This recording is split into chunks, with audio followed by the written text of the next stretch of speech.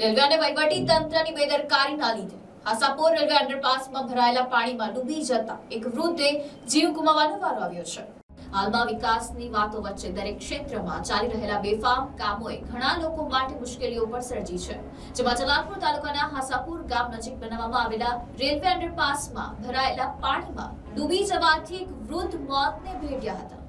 આશાપુર નજીક રેલવે તંત્ર દ્વારા અવરજવર માટે ₹5 કરોડના ખર્ચે બનાવવામાં આવેલો અંડરપાસ છેલ્લા 5 વર્ષથી પાણી ભરાવાને કારણે સ્વિમિંગ પુલ જેવી પરિસ્થિતિમાં જોવા મળી રહ્યો છે। અહીં બારે માસ ભરાયેલા રહેતા પાણીને કારણે લોકો ખૂબ જ હેરાન પરેશાન છે। આ બાબતે વારંવાર રજૂઆત કરવા છતાં પણ તંત્ર દ્વારા કોઈ પણ જાતના પગલાં લેવામાં ન આવતા મોડી રાત્રે રેલવે અંડરપાસમાં નજીક લઘુશંકા કરવા ગયેલા ભાણા ચૌહાણ નામના વૃદ્ધ અચાનક પાણીમાં લપસી જવાથી તેમનું મોત નીપજ્યું હતું। ત્યારે વહીવટી તંત્ર અને રેલવે તંત્રની બેદરકારીને કારણે આ વૃદ્ધે જીવ ગુમાવવાનો વારો આવ્યો હતો। હવે જોવાનું એ છે કે આ બનાવ બાદ પણ તંત્ર દ્વારા કોઈ પગલાં લઈ અને આ સમસ્યાનો નિકાલ કરવામાં આવે છે કે કેમ, નહીં તો હજુ પણ કોઈ અનિચ્છનીય બનાવ બનતા જ રહેશે તેવી શક્યતાઓ સેવાઈ રહી છે।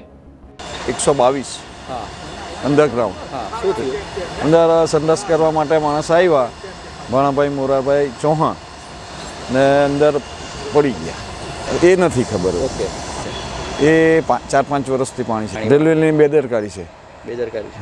વારંવાર કલેક્ટરને બી ફરિયાદ કરેલી કે અમે ચાલુ કરાવીશું, પણ હજુ ચાલુ થયું નથી ને પાણીનો નિકાલ નથી થયો, નથી કાઢી। 7 વાગ્યાનું જાણ થઈ અમને, પણ જો બોડી અંદર જ છે, કોઈ આવ્યું જ નથી, કોઈ આવ્યું નથી હજુ। Bureau report NTC news, Navsari.